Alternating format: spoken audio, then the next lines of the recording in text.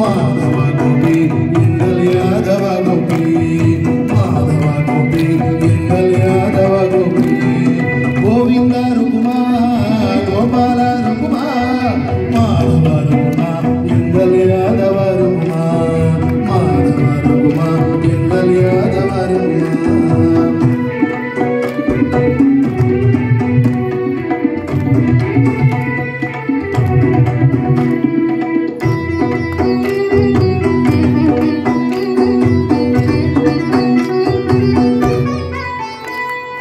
గోవింద గురు గోపాల గురు గోవింద గురు గోపాల గురు మాధవ గురు ఎంగల్ యాదవ గురు మాధవ గురు ఎంగల్ యాదవ గురు గోవింద దత్త గోపాల దత్త మాధవ దత్త.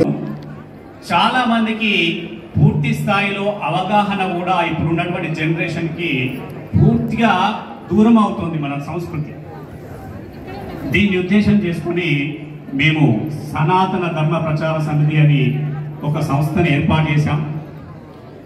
తద్వారా పూర్తి స్థాయిలో సామాన్యులు ఎవరైతే ఉన్నారో మాసెస్ అంటారు, మన ఆచరణ సాంప్రదాయం నిజంగా ఇక వేదాల గురించి వాటి గురించి మాకు పెద్దగా తెలియదు అనుకున్నటువంటి ప్రతి ఒక్కరూ కూడా దైవ కార్యక్రమంలో పాల్పంచుకోవాలనే ఉద్దేశంతో 3 లక్ష్యాలను ఏర్పరచుకున్నాం.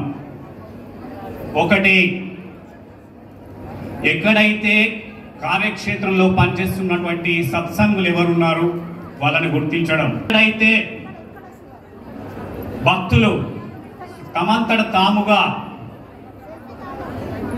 ముందుకు వచ్చి సేవ చేస్తూ ఉంటారో వాళ్ళను గుర్తించడం. మూడవది సామూహిక ఆరాధన.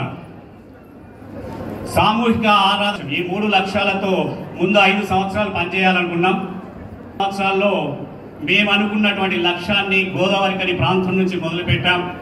గోదావరికని, పెద్దపల్లి, ధర్మారం మొదలైనటువంటి మా గీతాపారాయణ కార్యక్రమం నెమ్మదిగా మంతని పట్టణంలోకి వచ్చేసి మంతనిలో ఒక ప్రతి ఇంటిలో కూడా మంతని పట్టణంలో ఉన్నటువంటి దాని తర్వాత సామూహిక ఆరాధన అన్నాను నేను.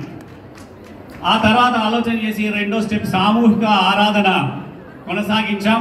అందులో 5,000 నగరం నడిబొడ్డున ఎవరైతే సత్సంగులు నిర్వహిస్తున్నారో అందరి పెద్దలు ఎవరైతే ఉన్నారో తెలుసుకొని మరి మంతన శ్రీనివాస్ గారు కలిసి అభ్యర్థించి ఎన్నోసార్లు వాళ్ళతో మాట్లాడిన తర్వాత ఇవాళ ఈ కూర్పు జరిగింది.